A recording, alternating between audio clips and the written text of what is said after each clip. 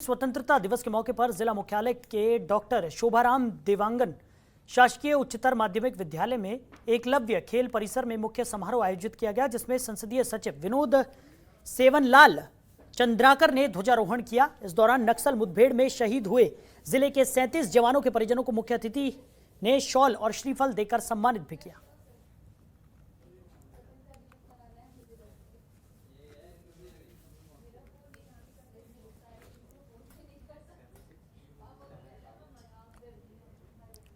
वहीं गरियाबंद में कोरोना काल के दौरान सरकार के चलाए गए मनरेगा योजना कार्य में उत्कृष्ट काम करने पर देवभोग ब्लॉक के सरपंचों को सम्मानित किया गया। आज स्वतंत्रता दिवस पर स्थानीय जनपद कार्यालय में जनपद पंचायत देवभोग ने सरपंचों को सम्मानित किया। आपको बता दें कि कोरोना महामारी के संकट काल में लोगों के पास रोजगार उपलब्ध नहीं था। ऐसे में ग्रामीण अंचल के ग्रामीणों को मनरेगा योजना के तहत रोजगार उपलब्ध कर एक उपलब्धि हासिल की गई।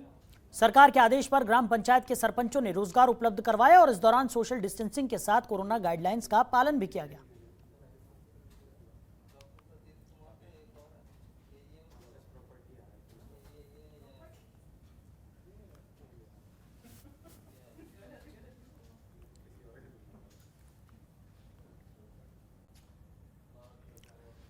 वहीं पूर्व मुख्यमंत्री रमन सिंह शनिवार को राजनांद गांव के दौरे पर थे। इस दौरान वो बीजेपी कार्यालय में आयोजित स्वास्थ्य स्वयंसेवक का प्रशिक्षण कार्यक्रम में शामिल हुए।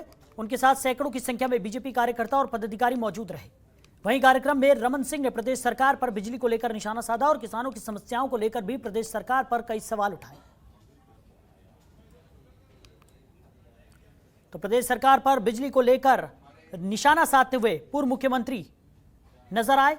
पूर्व मुख्यमंत्री रमन सिंह राजनांद गांव के दौरे पर रहे। इस दौरान उन्होंने प्रदेश सरकार पर निशाना साधा। बीजेपी स्वास्थ्य स्वयं सेवक का प्रशिक्षण कार्यक्रम यहां पर था।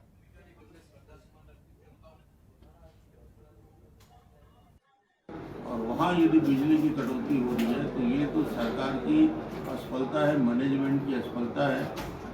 आज तो ये हालत है, किसान दोहरा मौत मर रहा है। एक तो किसान के पंप की रेट बढ़ गया, किसान के बिजली का रेट बढ़ गया।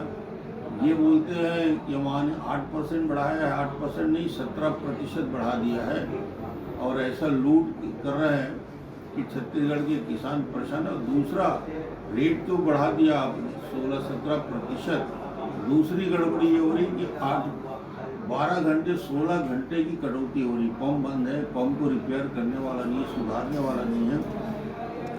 ये पूरे छत्तीसगढ़ की तो छत्तीसगढ़ में प्रदेश में इन दिनों लगातार धर्मांतरण की खबरें सामने आ रही हैं, जिसे लेकर बीजेपी प्रदेश की कांग्रेस सरकार पर हमलावर दिखाई दे रही है। राजनांदगांव में जिला बीजेपी युवा मोर्चा ने धर्मांतरण के विरोध में जनजागरण पदयात्रा निकाली, जो शहर के प्रमुख मार्गों से होते हुए महावीर चौक में ही खत्म हुई।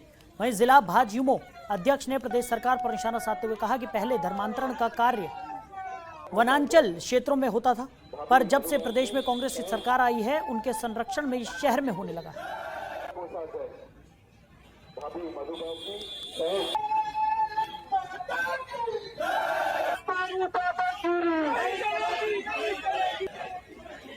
तो राजनांदगांव में धर्मांतरण पर बीजेपी हमलावर नजर आई। बीजेपी युवा मोर्चा ने जनजागरण पदयात्रा निकाली। कांग्रेस सरकार पर जमकर निशाना साधा गया। तो बीजेपी की तरफ से ये आरोप लगाए गए हैं कि कांग्रेस पार्टी के संरक्षण में ही धर्मांतरण अब शहरों में फल फूल रहा है और इसी के विरोध में जनजागरण पदयात्रा यहां पर युवा मोर्चा ने निकाली।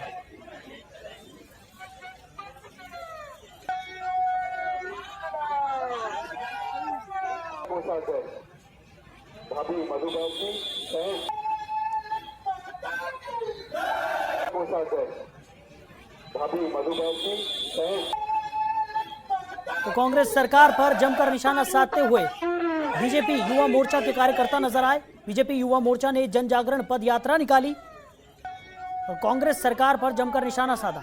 धर्मांतरण के मुद्दे को उजागर करते हुए ये पद यात्रा निकाली गई और युवा मोर्चा ने कांग्रेस सरकार पर आरोप लगाया कि कांग्रेस शासन में ही धर्मांतरण फल फूल रहा है और अब शहरों में भी धर्मांतरण के मामले लगातार सामने आ रहे हैं और उसके जिम्मेदार कांग्रेस की सरकार है।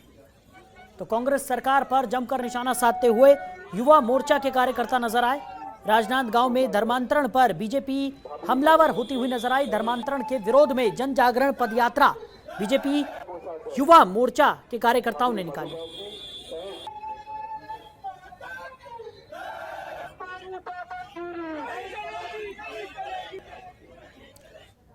वहीं कोरिया जिले में छत्तीसगढ़ विधानसभा अध्यक्ष 3 दिवसीय प्रवास के दौरान मनेन्द्रगढ़ के सांस्कृतिक भवन में पट्टा और जाति प्रमाण पत्र वितरित कार्यक्रम के आयोजन में पहुंचे, जहां क्षेत्र के विधायक डॉक्टर विनय जायसवाल और भरतपुर के विधायक गुलाब कमरो समेत नपाध्यक्ष प्रभा पटेल और कांग्रेस के कार्यकर्ता मौजूद रहे।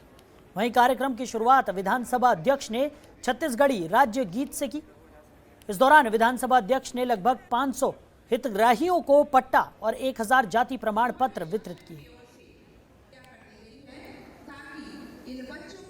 तो कोरिया विधानसभा अध्यक्ष का 3 दिवसीय प्रवास यहां पर रहा। पट्टा वितरण और जाति प्रमाण पत्र वितरण कार्यक्रम में वो शामिल हुए।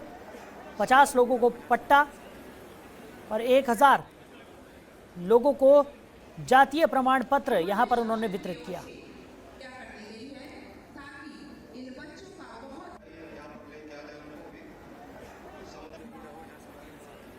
तो कोरिया जिले में छत्तीसगढ़ विधानसभा अध्यक्ष 3 दिवसीय प्रवास के दौरान मनेन्द्रगढ़ के सांस्कृतिक भवन में पट्टा और जाति प्रमाण पत्र वितरण कार्यक्रम के आयोजन में पहुंचे थे, जहां क्षेत्र के विधायक डॉक्टर विनय जायसवाल और भरतपुर के विधायक गुलाब कमरो समेत नपाध्यक्ष प्रभा पटेल और कांग्रेस के कार्यकर्ता मौजूद रहे। वहीं कार्यक्रम की शुरुआत विधानसभा अध्यक्ष ने छत्तीसगढ़ी राज्य गीत से की। इस दौरान विधानसभा अध्यक्ष ने लगभग 500 हितग्राहियों को पट्टा और 1000 जाति प्रमाण पत्र वितरित किए।